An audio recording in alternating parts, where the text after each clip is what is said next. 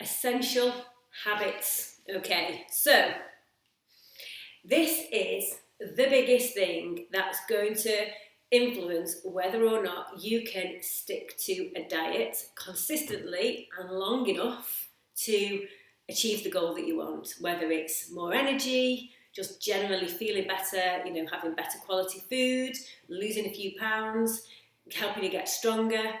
Whatever you want to achieve through eating a more balanced, healthier diet, the key to making that work is to have some real solid habits and routines that you establish. That's going to be the difference. That's going to mean that you're able to eat in the way you want to consistently versus stopping and starting, falling off the wagon, giving up, binge eating, whatever it is, starting all over again. We've all been there a million times. So one of the things I just want to talk about here is, very typical scenario, get to lunchtime, and many of us are working from home at the moment. Your day is pretty stressful. You may not have a lot of time for lunch, so you imagine you've had a really sort of hassly morning, and then, you look at your clocks, time to grab something to eat, and then you think, what do I want? You might be stood in the fridge, you might be looking at something, you might go in the cupboard, you might grab a handful of nuts, you might eat a biscuit, you might chop a chunk of cheese off something, and you can really be sort of stood there thinking, I don't know what to have, I don't know what I want. Similarly, you might get to the end of a day and it gets to tea time, the family are home, a long day, then there you are again. What should we have for tea? Everyone wants something else, you can't decide, something's in the freezer so it needs defrosting, or you're missing an ingredient for something so you can't do that, and your brain's just running out of power, and you might end up just nipping out to a shop, buying some ready meals or some pizzas, or doing a takeaway, okay? And then you cross with yourself because you've got no willpower, because you keep picking food, or you just keep having too many takeaways, and you can be quite hard on yourself. Now, what we don't always realise is that when we've got a stressful life, we end up with what's called decision fatigue. Even, phone, emails popping in all day through your work, texts, notifications popping up, they all take, you've only got a finite amount of decision-making resource or capacity a day, or willpower is also part of this. And every time you get that text or get that notification or that email, you have to make a decision about what to do with it, even if that decision is to ignore it or delete it. But essentially, your brain just gets fried. And by the time that you actually then get some away from that to make a decision about eating, you've run out of space to make decisions. You're actually unable to do it, and that is a real thing, and it's been a studied thing as well. And this is why, with our lives being so hectic, we just can't make the right choices when we need to around food. And what that happens over time, because we're in this habit of just in the moment expecting our brains to kick in and for us to have this amazing willpower and then just to feel really tired and go and rustle up this amazing meal from nowhere, that's just not realistic. That's just not going to happen. So we fail at that again and again and again. So the way to get around that is in planning your food. So this is going to be a bigger focus actually than maybe even what you eat. It's how you make sure you eat what you want to eat, okay?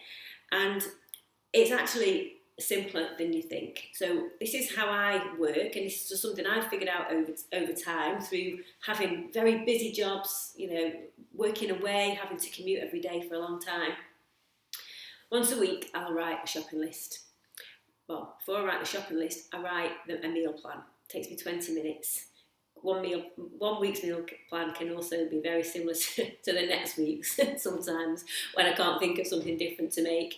But basically, it's 20 minutes before I do my shopping to say what I'm going to have for the week. Maybe I'll leave a day free where I can just dial a takeaway or go out, or because I just run out of ideas to get to 7 days. But for most of the week, I'll plan in a meal for each night, okay?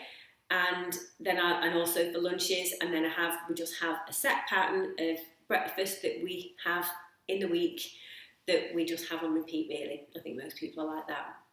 So from that little plan, then I write my shopping list.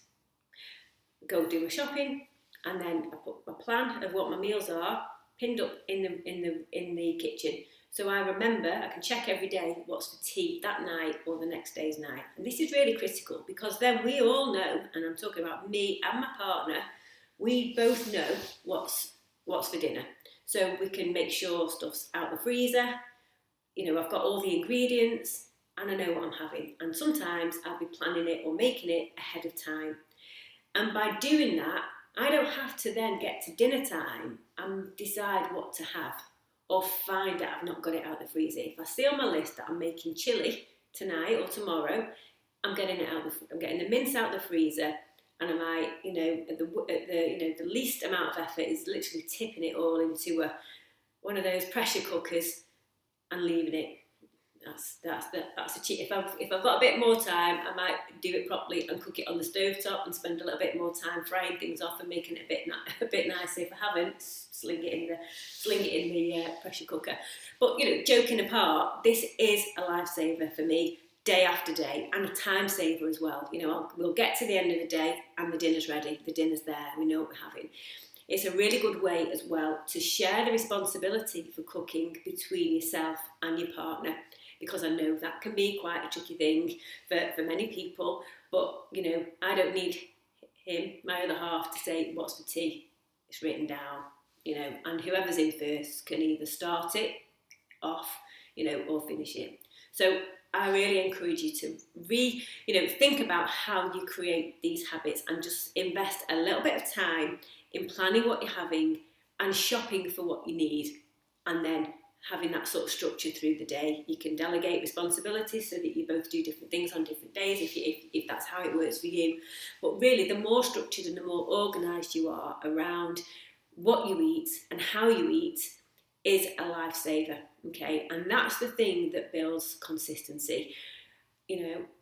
I would say, for us as a family, this is how we've managed to maintain pretty consistent weights over time. We eat chocolate, we eat takeaways, I buy nice things occasionally, but I'd say 80% of the time we're just eating off a very structured eating plan that really comes out of convenience than any, real obsessive attitude to food. We just have a very easy routine of what we do and don't eat. Just so happens to be healthy. That's what's in the house. That's what we cook. End of. So it creates room then and space for those other things. But 80%, 85% of our diet is very good quality. Okay, that's what we're aiming for. So, and that's how you make things work. The people who really struggle with weight are making decisions on a meal-to-meal basis when they're tired, when they're stressed, when they're not really sort of, cognitively able to make really good food choices for themselves. And at the end of the day, they put weight on, they feel bad about what they're doing, they feel annoyed with themselves for having no willpower.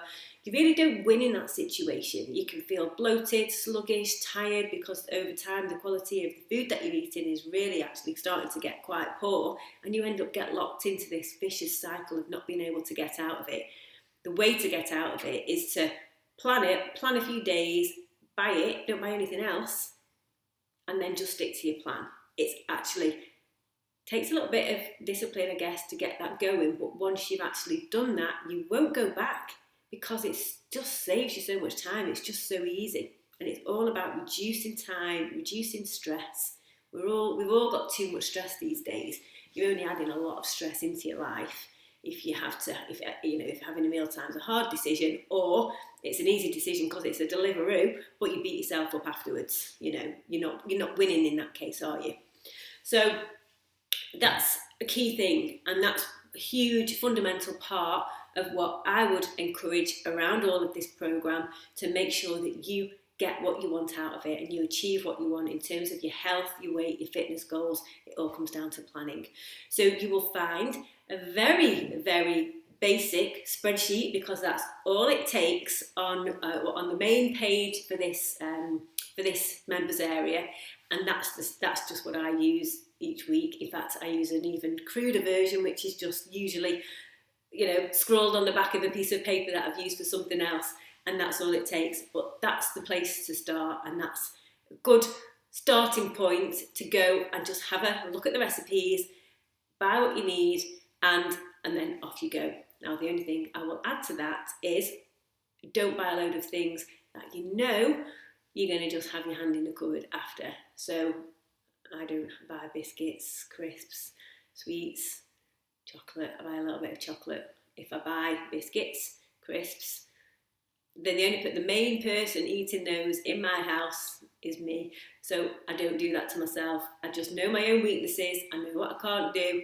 And I don't give myself an endless battle to not be having a cup of tea and a biscuit all day long, because that's what would be going on. So it's not there. So buy what you need, not what you don't need. If you're cooking and you're planning it, then your rules go. All right then. Let me know how you get on. Ask me some questions in the comments or on the Facebook group if you like. All right, see you soon.